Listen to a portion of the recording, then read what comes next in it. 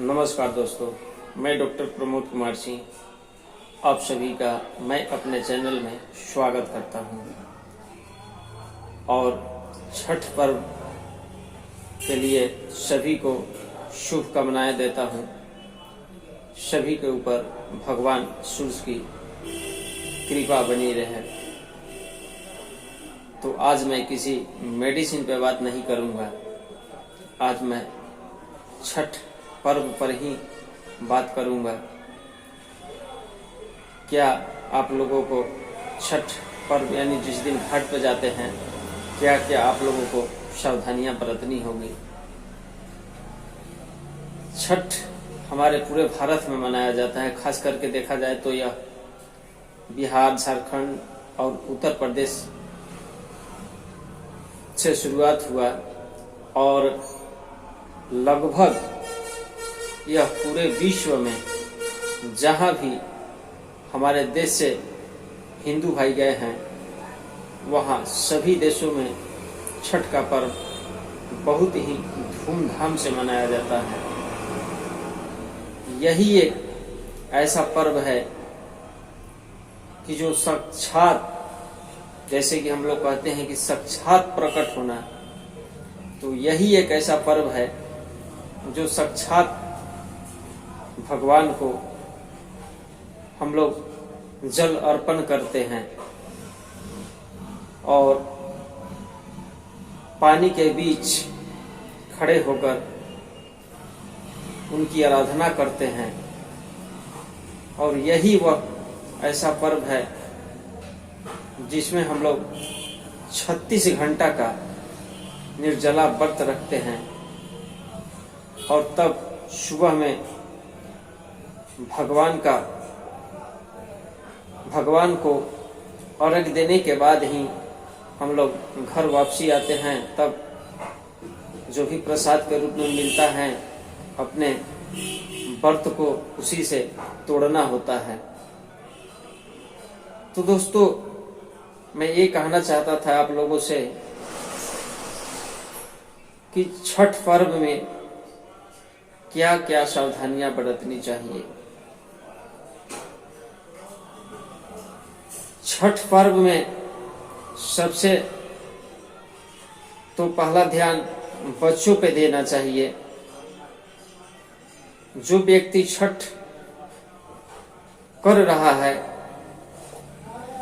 वो तो छठ में व्यस्त रहेगा, लेकिन जो सगे संबंधी हैं, उसको जो साथ में बच्चे हैं, उस पर ध्यान रखना अति आवश्यक है।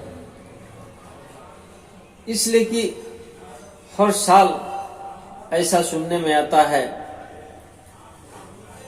कि कहीं न कहीं कुछ बच्चे डूब के मर जाते हैं।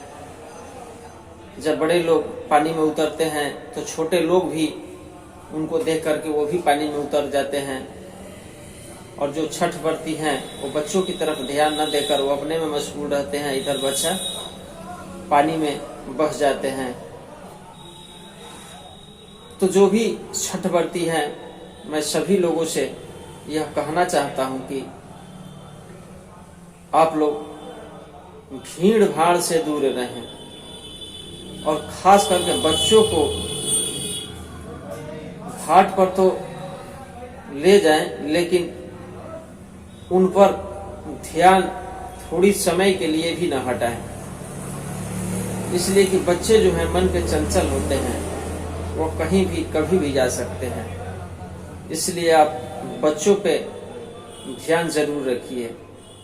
यही एक ऐसा पर्व है कि गली से लेकर, नली से लेकर, चौराहे से लेकर, रोड से लेकर, गलियारे से लेकर, किसी को सफाई करने के लिए नहीं करना पड़ता है। सभी जगह चकाचक हो जाता है और सभी लोग अपना सहयोग देते हैं। बिना कहे हुए झाड़ू लेकर गली में, रोड पर उतर आते हैं और हर जगह सफाई करते हैं, रंगोली का पिक्चर बनाते हैं। तो दोस्तों, बड़ा ही यह पवित्रता का पर्व है और साथ में हमें यह भी सीख मिलता है कि इसी तरह से हम यदि मिलजुल कर रहेंगे तो हमें खुशहाली जरूर मिलेगा। तो ये सब जो पर्व है हमें इससे कुछ सीख लेना चाहिए। और इसमें जो अर्घ देने की चीज है वो सब कृषि से ही आने वाली चीज है। जितनी हरा हरा खाद्य पदार्थ से लेकर फल से लेकर सभी का हम लोग अर्घ के रूप में भगवान भास्कर को देते हैं। तो मैंने पहले भी बता चुका हूं कि जिन भाइयों को भगवान भास्कर में आत्मविश्वास, भगवान भास्कर में पूर्ण रूप से विश्वास है, तो यही एक ऐसा ईश्वर है। तो दोस्तों, मैं यही कहना चाहता हूं कि यही एक ऐसा छठ व्रत है जो साक्षात भगवान भास्कर प्रकट होते हैं प्रतिदिन की भांति और अपने अध्याय लेते हैं और सभी लोग खुशी खुशी उनको अध्याय देते हैं और इसी के साथ में छठ पर्व समाप्त हो जाता है। और यही एक ऐसा पर्व छठ है। और त्योहारों में तो जो आसपास के लोग रहते हैं उन्हीं तक हम प्रसाद का वितरण करते हैं, बाकी जगह पे नहीं ले जाते हैं। लेकिन छठ ऐसा व्रत है जो कि अगल बगल के लोग तक तो प्रसाद हम पहुंचाते ही हैं, लेकिन जो दूर दराज में है उन लोगों तक भी प्रसाद का हम लोग वितरण करते हैं। तो जाते जाते आप लोगों से मैं एक बार फिर से बता दे रहा हूं कि आप लोग बच्चे का खास घाट पर ध्यान रखना, और आप छठ कर रहे हैं कि नहीं कर रहे हैं ये भी हमें कमेंट बॉक्स में जरूर बताना।